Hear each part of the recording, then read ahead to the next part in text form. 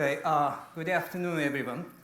So it's after lunchtime, so very sleepy time. So I will try my best to make my presentation as not boring as possible. So as Steve said, our chairman and CEO, Paul Schultz, couldn't make it, so I'm going to make this presentation on his behalf. But don't worry, anyway, those slides are made by me.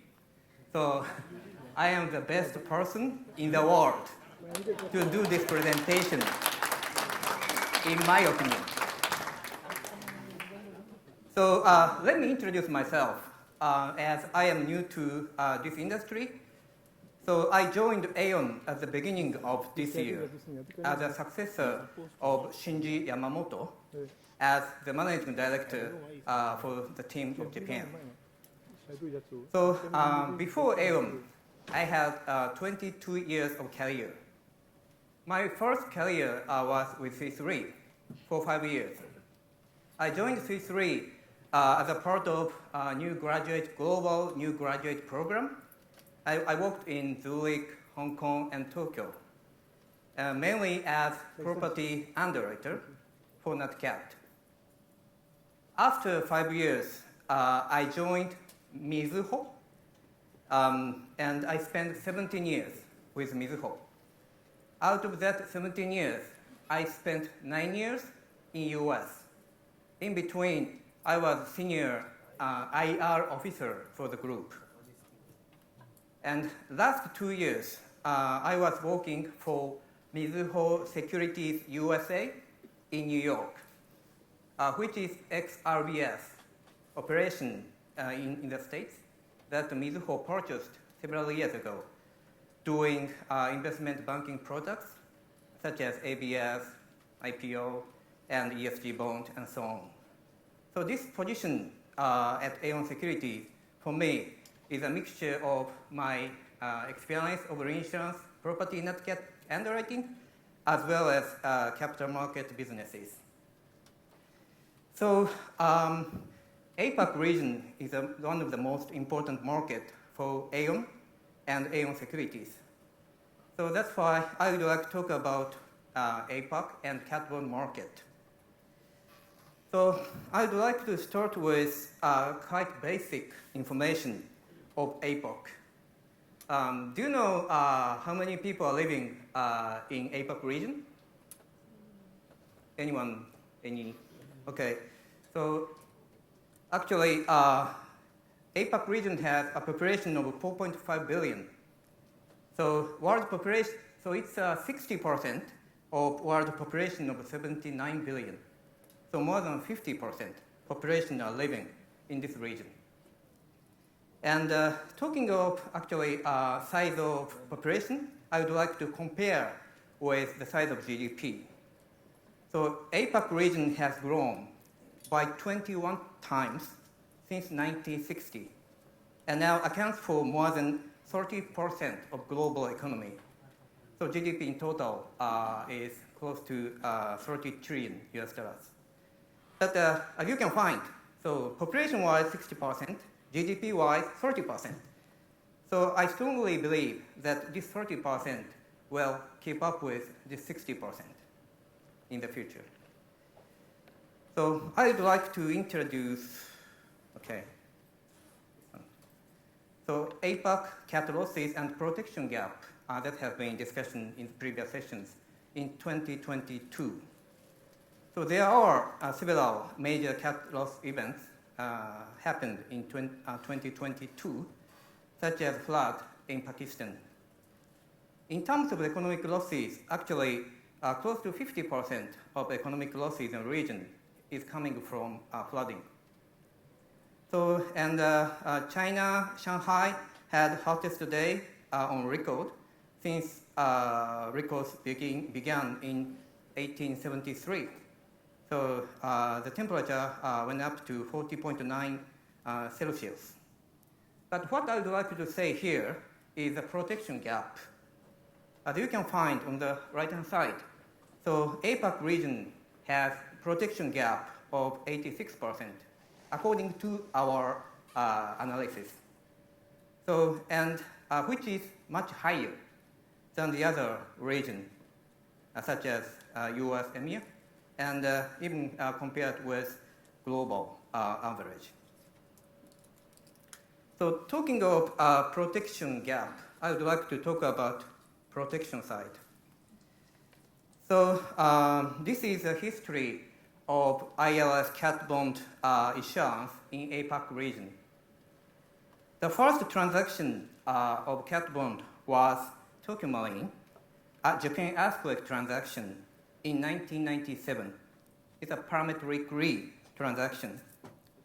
Since then, APAC region has been evolving a lot.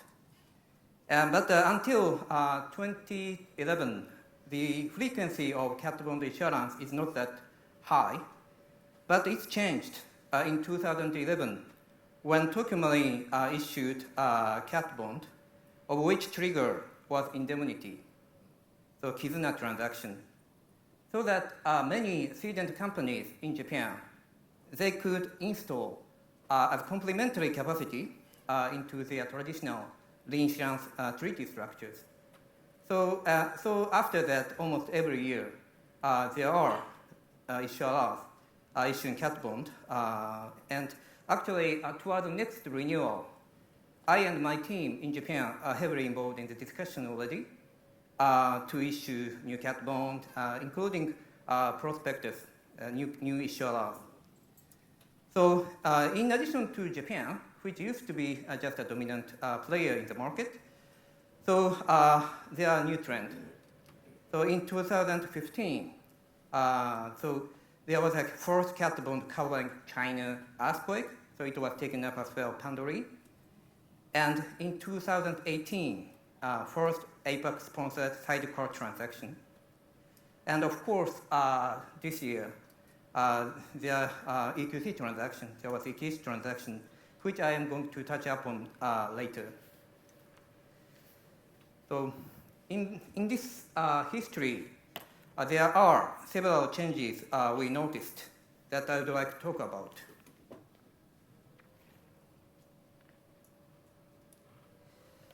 So there are several changes in the past history. So 4 points. One is pricing. The second one is modeling. The third one is regulatory framework. And the last one is flexibility.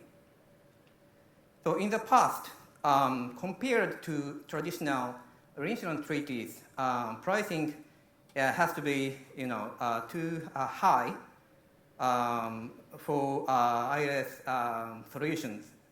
So that's, and including, in addition to that, transaction cost is high. So that's why, it's a comparison of with traditional reinsurance programs. But it's less attractive. And there was a minimum rate online issue for ILS market cat bond transactions.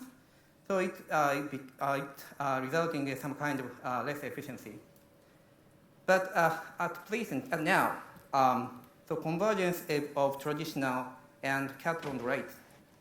So traditional rates now is increasing. So increased 20% plus. And cat bond pricing, thanks to influx of the new capital, spread now decreasing. So that leads to highly competitive cat bond pricing. So second point, modeling. So in terms of modeling, so less developed risk models and a higher contribution from secondary perils. So absence and or infancy of risk quantification. But now, increasingly, so robust region and period-specific models are introduced. So increasingly sophisticated models are emerging with greater understanding of non-peak risks. The third one, regulatory framework. So it used to be lack of prospective regulation and or additional regulatory requirement increases challenges for investors, for insurers. But now, so regulators becoming welcoming of IS products, cat bond. And cat bond structure and IS structure can comply with most regulatory regimes. That's a big change. So in addition to those three, cat bond products and EIS products are more flexible. And for smaller limit, we can do private cat bond. And for, let's say, efficiencies, maybe 144A public type of cat bond. So those are the changes we noticed from in the history of cat bond insurance in APAC region.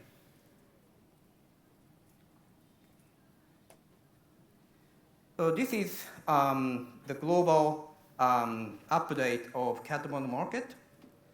So after Hurricane Ian, cat bond pricing went up by 70 to 80%, which attract fresh capital to cat bond market. And so thanks to the influx of the new capital, so first half of 2023 transactions achieved overwhelming support, and most pricing below launch guidance. So 70% of the new insurance in the first half ended up with the lowest end of launch guidance. And upsizing was almost 65%. So thereby, as you can find on the right-hand side, so insurance amount is close to 10 billion, so 9.67 billion US dollars, which is of course a record high. And we expect maturity of 4 billion towards the end of this year. So for sure, this year would be the historical largest amount of insurance for cat bond market. So in terms of geographical cat bond outstanding limit, out of 39 billion outstanding balance, which is record high, 80% of the cat bond are the perils of North America. So US hurricane, US earthquake. And only 5% of the of APAC only accounts for 5%. So this 5% are mainly Japan earthquake and wind flood. But please look at on the right-hand side. So in 2018, the percentage of APAC was 15%. But less insurance from APAC region, as well as US peril insurance, which is massive, the percentage goes down to 5%. So now it's getting lower.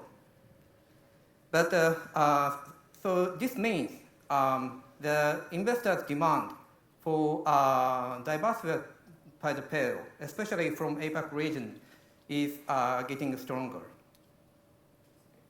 as evidenced in the recent ETC transaction.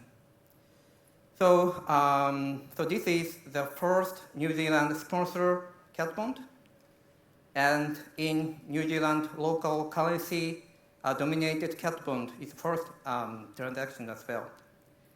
So this cat bond capacity, let's say, is being used complementary capacity for EQC's 8.2 billion New Zealand dollars reinsurance program. And the domicile for this transaction is Singapore. So I would like to talk about new trend, so cyberspace, which was also already taken up in the previous sessions. So cyber primary insurance has been on the growth by more than 20% annually. So currently, the premium size in the primary market is more than 10 billion, but we expect this would grow further. So in 5 years, it's going to be more than 30 billion, we expect.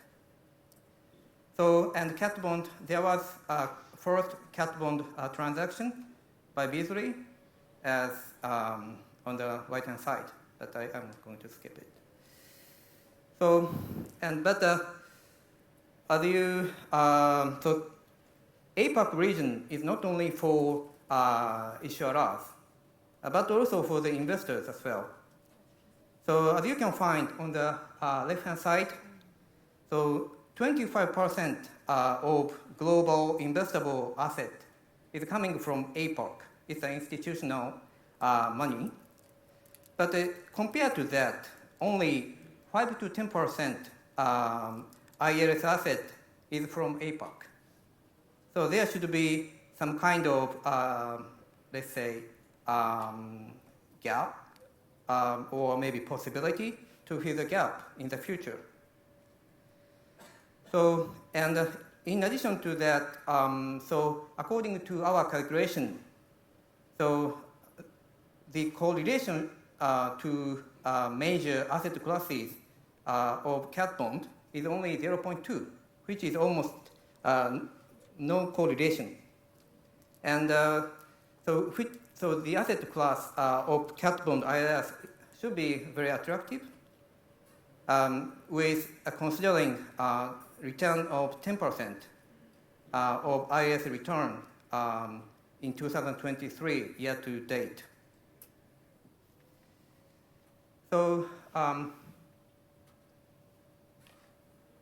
so this is the amount of ILS product outstanding issued from APAC region.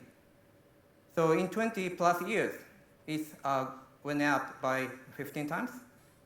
And of course, we have huge population, huge potential of growth of economies, and so on. So we expect further growth in the region. And Aon, we were committed to support the growth in the future. Thank you.